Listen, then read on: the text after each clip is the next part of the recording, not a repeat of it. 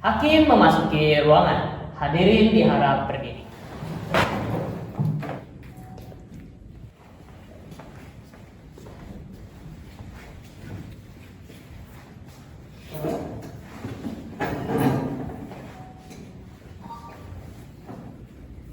Hadirin dipersilakan duduk kembali.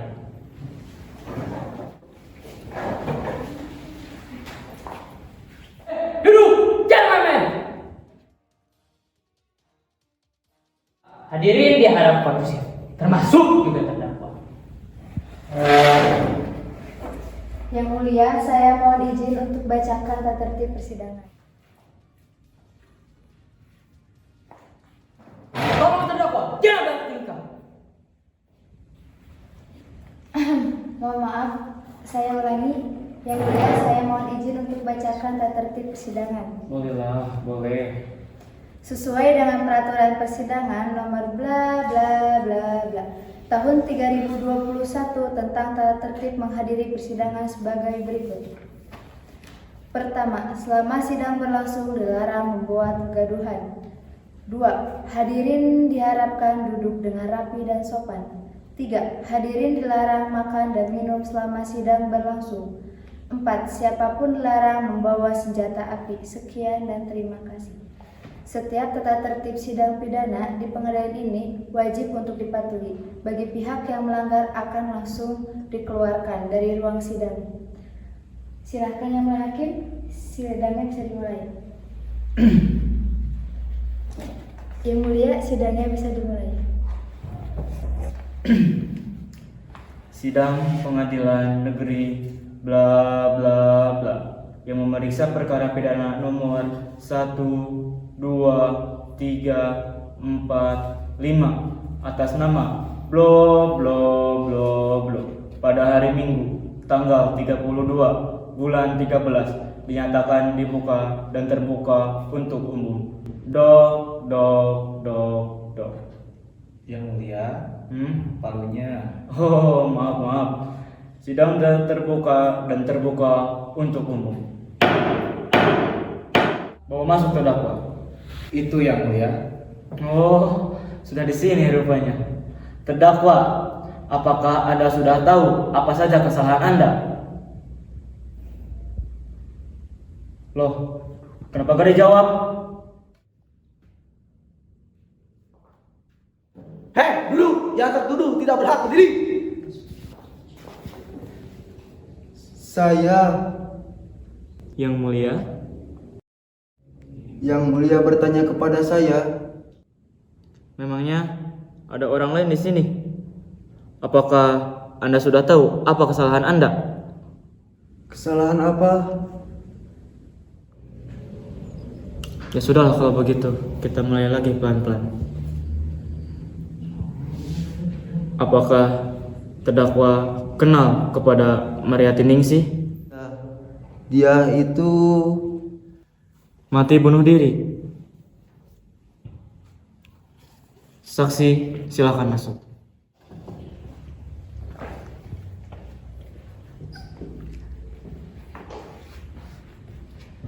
Setelah di PHK dari kantor demi penghematan biaya operasional dalam masa pandemi, saya bingung bagaimana cara menghidupi keluarga.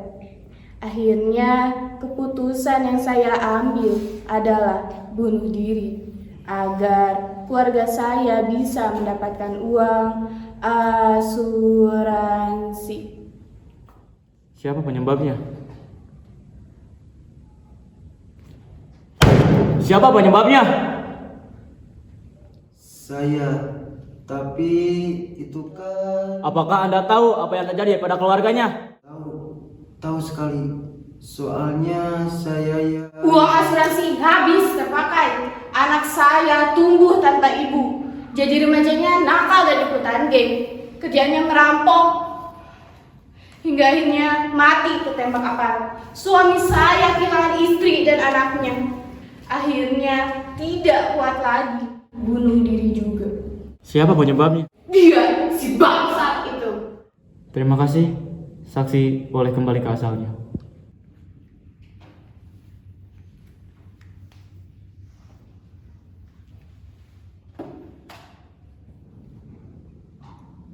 Terdakwa, apakah Anda mengakui penyebab kemalangan yang menimpa saksi Meriati Ningsih adalah kesalahan terdakwa?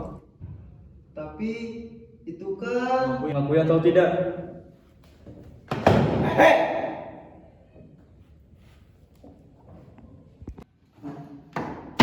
Mengakui atau tidak? mengakui, Yang mulia. mengakui yang mulia. Baiklah kalau begitu, kita lanjutkan. Apakah terdakwa kenal Surtiani Aminah? Tahu sekali. Soalnya saya yang Dia mati karena sakit. Tahu apa penyebabnya? saya Saudara saksi dipersilahkan.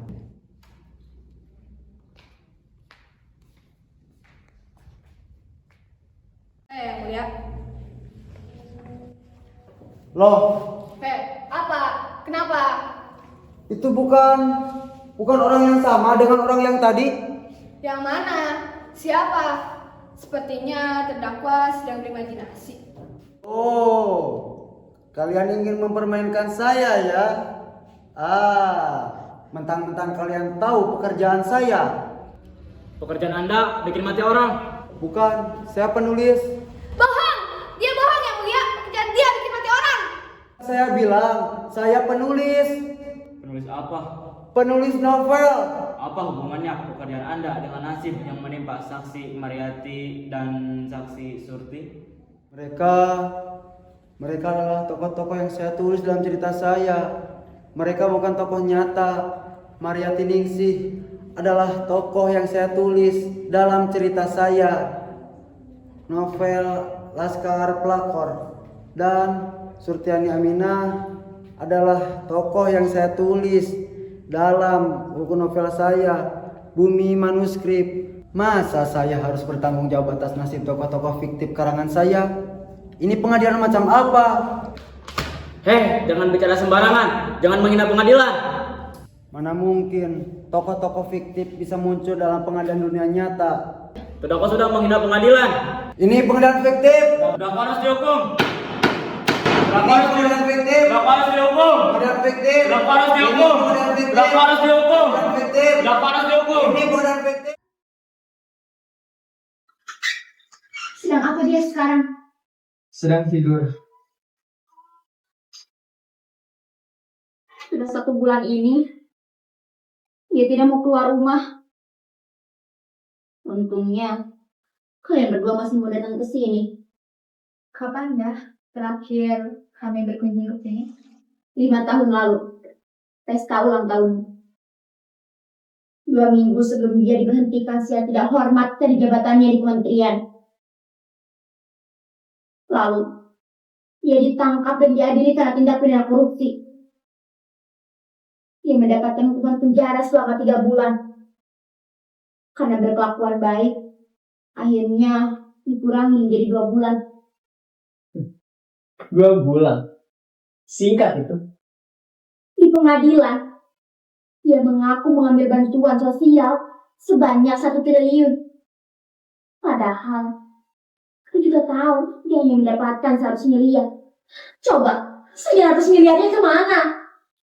Kami semua yang di kantor tidak akan pernah melupakan jasa adiknya. Dia bersedia menjadi tumbal untuk melindungi aku dan teman-teman yang lain. Dan lihat, sekarang adikmu dihadirkan rasa bersalah. Dan sebenarnya aku juga turut prihatin atas kejadian yang menimpa adikmu. Meskipun sana aku juga mencicipi sedikit kenikmatan yang malah membuat adikmu sengsara. Teman-teman yang mana? Tidak pernah kelihatan selama 5 tahun ini. Baru sekarang muncul 2 orang. Ya kamu kan tahu sendiri waktu itu rumah kalian masih diawasi. Kalau misalnya bergaul sama koruptor, nanti kita bisa dianggap koruptor juga. Harus hati-hati. Hatinya terlalu lembut. Sebetulnya dia tidak mau ikut-ikutan kalian. Tapi mau bagaimana lagi? Semua melakukan. Aku tahu batinnya tersiksa. Apalagi setelah kasus korupsinya diulas besar-besaran di media. Banyak yang bunuh diri atau mati sakit. Dia baca satu-satu berita mereka. Dia hafalkan nama-namanya. Setiap malam dia selalu mengikut. Dia pernah menegaskan kepadaku. Dia bilang dia merasa bersalah. Dia merasa bertanggung jawab. Tapi kenapa sekarang dia merasa dirinya sebagai penulis novel? Atau jangan-jangan dia betulan menulis novel sampai sangat samaran? Tidak, aku juga tidak tahu. Mungkin karena dia hobi membaca novel. Entah barangkali itu kita tanya dulu.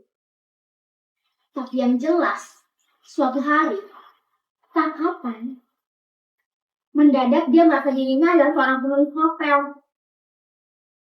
Dia menganggap orang-orang yang mati akibat tindak pidana korupsinya di masa lalu adalah tokoh-tokoh novel dalam karangannya. Mungkin itu semacam bentuk pelarian dari rasa bersalah saat dia menghadapinya. Dan sejak itu pula, dia tidak pernah muncul lagi setiap malam. Tapi 2 bulan lalu, Dia balik lagi jadi seperti orang yang tidak punya setan penasaran. iya, aku juga tidak paham kenapa bisa begitu. Mungkin dalam dunianya, walaupun sudah dijadikan tokoh imajiner, mereka masih bisa menulis penulis karena mendapatkan perlakuan yang tidak adil. Tokoh-tokoh yang kurang beruntung menurut penulisnya. Ciptaan menggugat pencipta, rakyat menggugat penguasa. Cerita fantasi macam apa itu? Kenapa tertawa? Kamu juga tahu dia bukan penulisnya. Gugatan itu salah alamat. Dia tidak punya kekuasaan untuk mengubah jalan nasib tokoh-tokoh itu. Bahkan, kamu dan teman-temanmu di kantor tidak punya kekuasaan sebesar itu. Maaf, Tante sedikit mau diapakan? Aku juga sudah bingung. Entah berapa dokter atau psikiater yang kami datangi untuk konsultasi. Tapi hasilnya kalian bisa lihat sendiri kan? Tidak tahu bagaimana cara menyembuhkannya. Menyembuhkan bagaimana? Kalau menurutku, kamu cukup mengembalikan kondisinya ke waktu dia pertama kali menganggap dirinya sebagai penulis novel. Dari ceritamu, aku tahu kondisi dia waktu itu jauh lebih baik dibanding dulu. Dan sekarang, dan dia akan merasa lebih damai. Dia tidak perlu khawatir lagi terhadap mereka. Mereka? Iya, mereka. Orang-orang yang mati itu? Iya, orang-orang yang mati itu. Tapi mereka manusia nyata yang pernah hidup. Tidak masalah. Toh hidup mati mereka tidak ada hubungannya dengan kita. Hanya angka statistik saja. Hitam di atas putih. Ya sudah, nanti malam tetaplah tidurnya mimpi yang indah-indah. Besok ajak adikmu ke mall dengan mobil mewah kalian. Makan sepuasnya di restoran paling mahal. Belanja apapun sesuka kalian. Kalau perlu, pesan saja tiket pesawat ke luar negeri. Terbang langsung, lupakan mereka. Bagaimana caranya? Tiru saja adikmu. Anggap saja sekadar imajinasi. Tidak ada salahnya ngomong diri sendiri. Yang penting hati kita damai. Oh, begitu.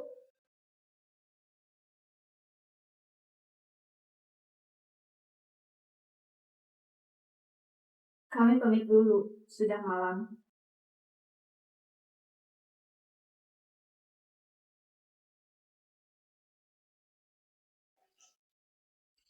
Mungkin kalian memang bukan pemegang kekuasaan, tapi anggap saja kalian itu penulis betulan.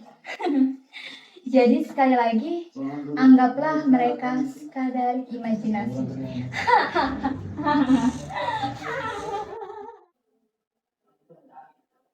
Sekadar imajinasi.